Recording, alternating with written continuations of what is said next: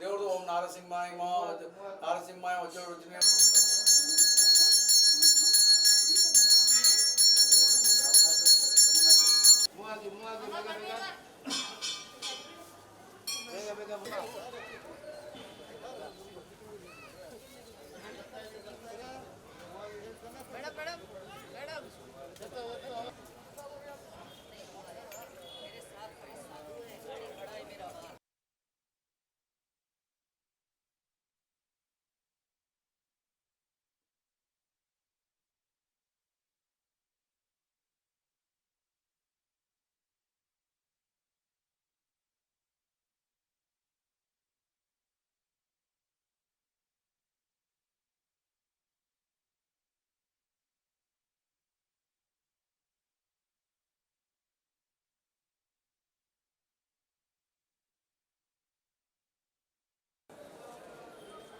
ಎರಡು 2021 ಹೊಸ ವರ್ಷದ ಶುಭಾಶಯಗಳನ್ನು ನೀಡುತ್ತಾ ಮೈಸೂರು ಸಾಂಸ್ಕೃತಿಕ ನಗರಿಯಲ್ಲಿ ಚಾಮುಂಡಿ ದೇಗುಲ ಯೋಗಾನಂದನ ಸಾನ್ನಿಧ್ಯ ಎರಡೂ ಕೂಡ ವಿಶ್ವವಿಖ್ಯಾತಿಯಾಗಿರ್ತಕ್ಕಂಥದ್ದು.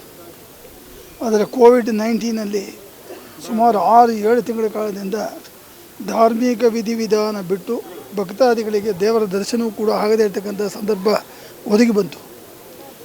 ಅದನ್ನು ಸರ್ಕಾರದ ಒಂದು ನೀತಿ ನಿಯಮವನ್ನು ಪರಿಪಾಲನೆ ಮಾಡಬೇಕಾಗಿರ್ತಕ್ಕಂಥದ್ದು ನಮ್ಮ ಆದ್ಯ ಕರ್ತವ್ಯ ಅದು.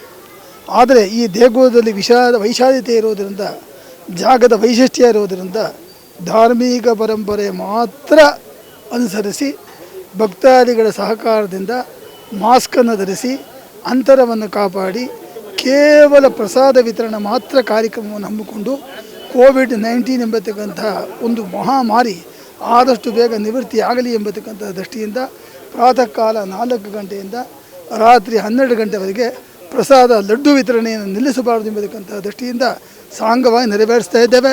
ಭಕ್ತಾದಿಗಳು ಕೂಡ ಅದಕ್ಕೆ ಸಹಕಾರವನ್ನು ನೀಡ್ತಾ ಇದ್ದಾರೆ.